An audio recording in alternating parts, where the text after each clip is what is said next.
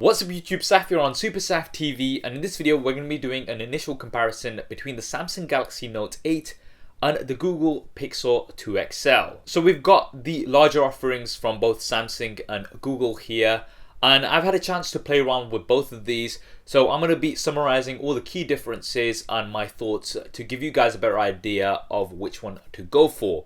So initially starting off with the size difference, they're quite similar in size, but the Note 8 is around 4.6 millimeters taller, 0.7 millimeters thicker, but it is around about 2 millimeters smaller in terms of the width. Now a lot of this does come down to the display sizes and setups.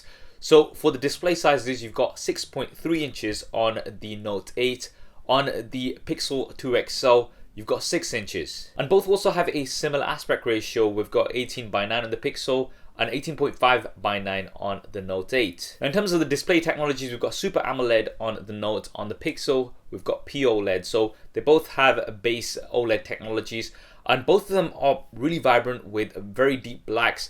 And they both look really good to me. Now we're gonna have to do some more tests with these and see how they react in bright daylight and things like that, but I really don't think you're gonna be disappointed with either of these.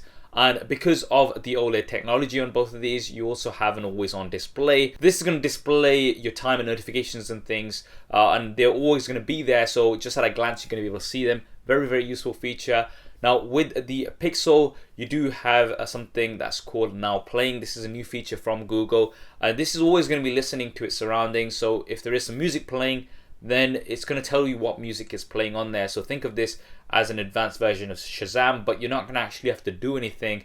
It's going to detect that music automatically, which is really cool. Now the reason why the Note isn't as wide as the Pixel in terms of physical dimensions is firstly because it does curve in from the sides, but secondly because it has smaller bezels overall. So we've got a better screen to body ratio on the Note compared to the Pixel, but that is because we have dual stereo front-firing speakers on the Pixel. On the Note we have a single bottom facing speaker, and this can be covered quite easily. So when it comes to the speaker performance, then the Pixel definitely takes a win here. It's going to give you a much more immersive experience.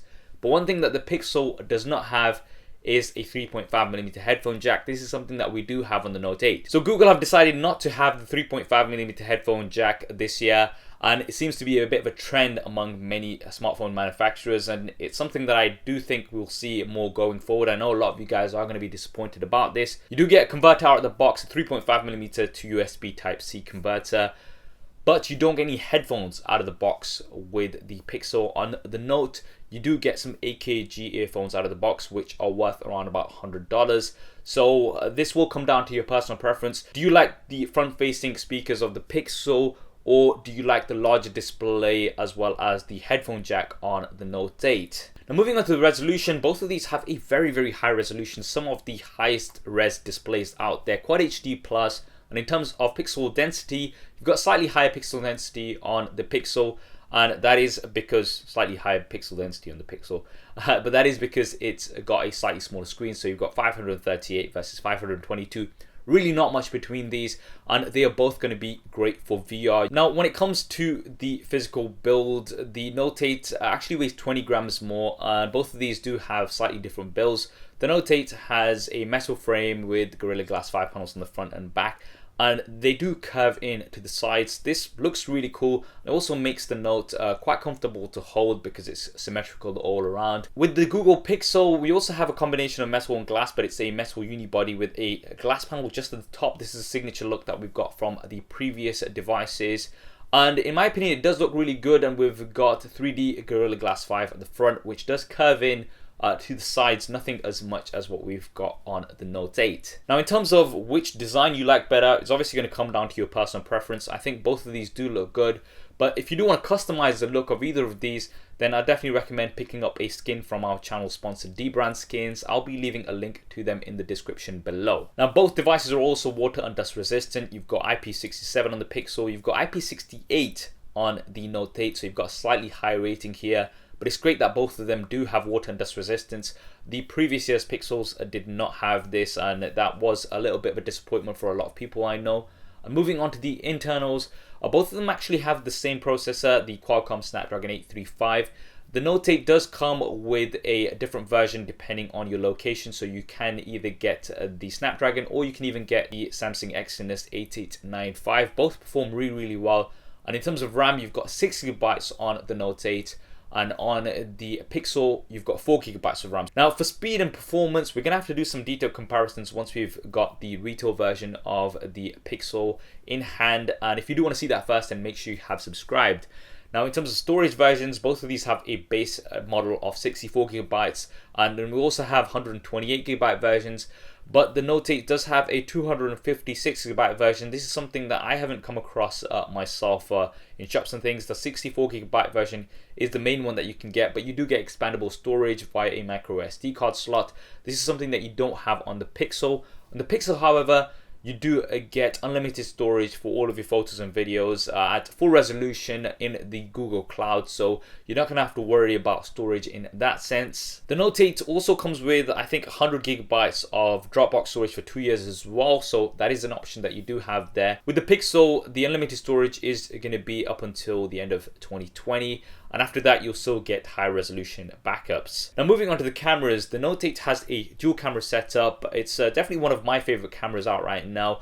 Both cameras are 12 megapixels and both have optical image stabilization. The primary camera has an f1.7 aperture with dual pixel autofocus, and the secondary camera has an f2.4 aperture. And with that secondary lens, firstly, you're going to get 2x optical zoom, so it's going to get you much closer to your subjects. And you've also got a feature called live focus, which is going to blur the background in your images and give you sort of a portrait mode that you've seen on the iPhones. It does really well, and it's super sharp. You can also edit the background blur after the fact. With the Pixel, we only have a single camera. It's got 12.2 megapixels, an f1.8 aperture, laser plus dual pixel autofocus, and optical as well as electronic image stabilization. Now, although we've only got the one camera on the Pixel, we still do have a portrait mode where you're going to be able to get shots with blurry backgrounds. And this works because we have the dual pixel setup as well as the machine learning that Google has implemented into the Pixel. And early results do look really promising. We'll definitely do a side-by-side SuperSaf style camera comparison between these two. So definitely hit that thumbs up button if you're looking forward to seeing that. Now in terms of video, you've got 4K at 30 frames a second on both, 720p at 240 frames a second on both as well.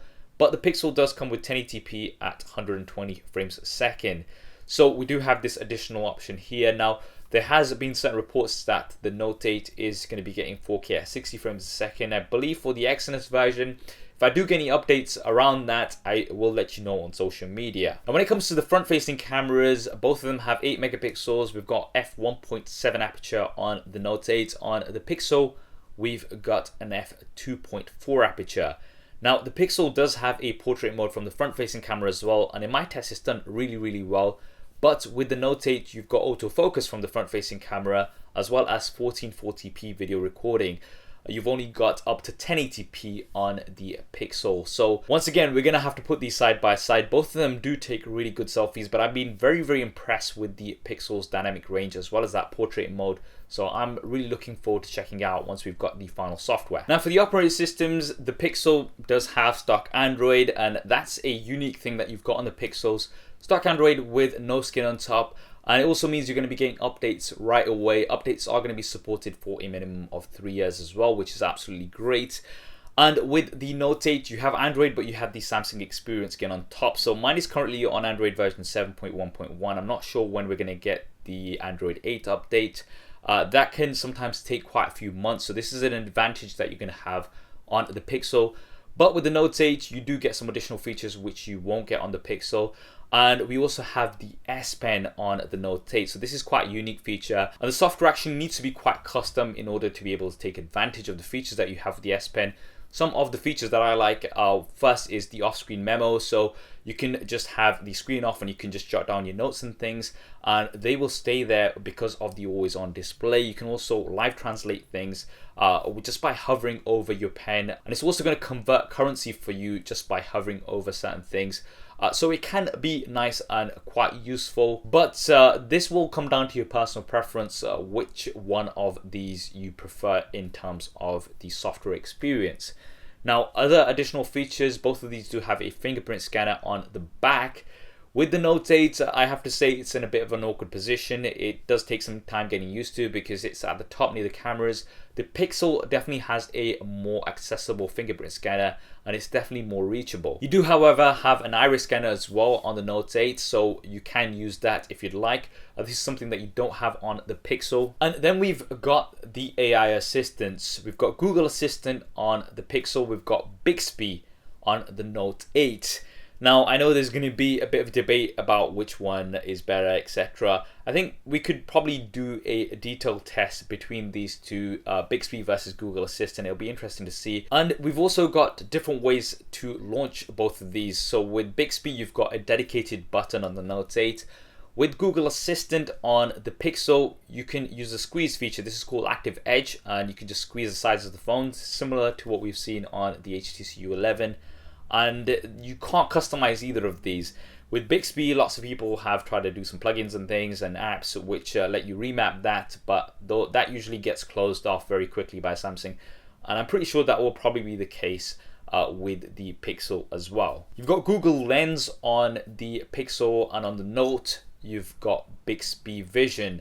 Both of these are going to give you additional information about your surroundings and things, so you could just point them at, say, a book or something, and it's going to give you more information about that. Now, moving on to the batteries, the Note 8 has a 3300 mAh battery. The Pixel has a 3520 mAh battery, so you do have a larger battery here on the Pixel. We'll have to see what battery performance is like. The Note 8 has been pretty good in my experience, not amazing. I'm getting roughly between 4 to 5 hours of on-screen time with my usage. Now, neither of these are removable, but both of them do support fast charging. This is great to get a quick top-up whenever you need. But with the Note 8, you do have wireless charging, and it also supports fast wireless charging. We don't have any wireless charging on the Google Pixel 2 XL. Now, finally, looking at the price, the Note 8 right now for the base 64GB model, you're looking at around about £870 here in UK. The US, you're looking at roughly about $950. With the Pixel 2 XL, you will be paying less for the base model, so that's £800 here in the UK, or $850 in the US. If you do go for the 128GB version, you're going to be paying similar prices to the Note. So there we have it, guys. That is the initial comparison between the Samsung Galaxy Note 8 and the Google Pixel 2 XL. Both do look promising. They both have their advantages and disadvantages. You've got huge screen with minimal bezels, but then you've got a pretty good screen with front-facing speakers. You've got headphone jack on one, you don't have a headphone jack on the other. And cameras, both of them look very, very cool. I'm really looking forward to testing these out more. What do you guys think of both of these devices? Which one do you think is better overall? Definitely drop me a comment below and let me know. I hope you enjoyed this video and found it useful. If you did, then please do hit that thumbs up button for me. It really does help me out. And if you haven't already, then be sure to subscribe and switch on notifications. There's plenty more content coming up on here. Thanks for watching. This is Saf on SuperSaf TV. I'll see you next time.